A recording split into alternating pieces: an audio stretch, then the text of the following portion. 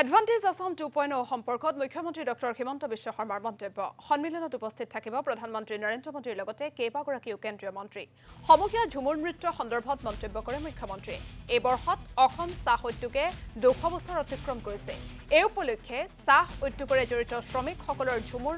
নৃত্য জগত সভালৈ লৈ যাবলৈ বিচাৰিছে প্ৰধানমন্ত্ৰীকে ধৰি বিভিন্ন দেশৰ ৰাষ্ট্ৰদূত আৰু বিনিয়োগকাৰীসকলৰ উপস্থিতিত ঝুমুৰ নৃত্যৰ এই অনুষ্ঠান চাহ বাগিচাৰ সংস্কৃতিৰ প্ৰতি এক জাতীয় স্বীকৃতি হ'ব বুলি মন্তব্য কৰে মুখ্যমন্ত্ৰী ডক্টৰ হিমন্ত বিশ্ব শৰ্মাই খুব ভাল প্ৰস্তুতি হৈছে মানুহৰ যথেষ্ট আকৰ্ষণো হৈছে আৰু প্ৰধানমন্ত্ৰী নৰেন্দ্ৰ মোদী ডাঙৰীয়া গৃহমন্ত্ৰী অমিত শাহ ডাঙৰীয়া বিত্তমন্ত্ৰী নিৰ্মলা সীতাৰমণ বৈদেশিক মন্ত্ৰী জয়শংকৰ সকলোৱে খুব সমৰ্থন কৰিছে আৰু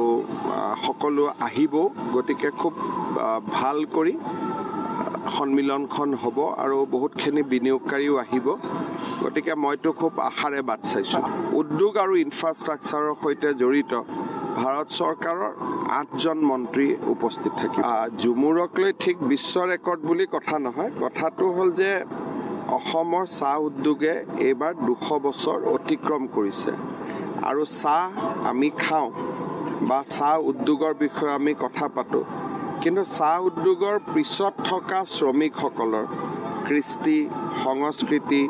তাক আমি বিশ্বৰ দৰবাৰত লৈ যোৱাৰ প্ৰস্তুতি চলোৱা নাছিলোঁ চাহ বিশ্বৰ দৰবাৰত গৈছে কিন্তু যিসকলে চাহ আমাক উৎপাদন কৰি দিয়ে তেওঁলোকৰ সংস্কৃতিটো চাহ বাগিচাৰ পৰা আজিলৈকে ক'ব গ'লে মঞ্চলৈ ওলাই অহা নাছিলে এইবাৰ আমি এটা প্ৰয়াস কৰিছোঁ আৰু প্ৰধানমন্ত্ৰী ডাঙৰীয়াই মোক নিজে ক'লে যে ময়ো আহিম গতিকে মই আশা কৰিছোঁ আৰু সিদিনাখন দেশ বিদেশৰ এম্বেচেডৰসকল আহিব বিভিন্ন উদ্যোগপতি আহিব গতিকে মই ভাবোঁ যে যথেষ্ট এটা সুন্দৰ পৰিৱেশত আমি ঝুমুৰ নৃত্য পৰিদৰ্শন কৰাব পাৰিম আৰু ই চাহ বাগিচাৰ সংস্কৃতিৰ প্ৰতি এটা জাতীয় স্বীকৃতি হ'ব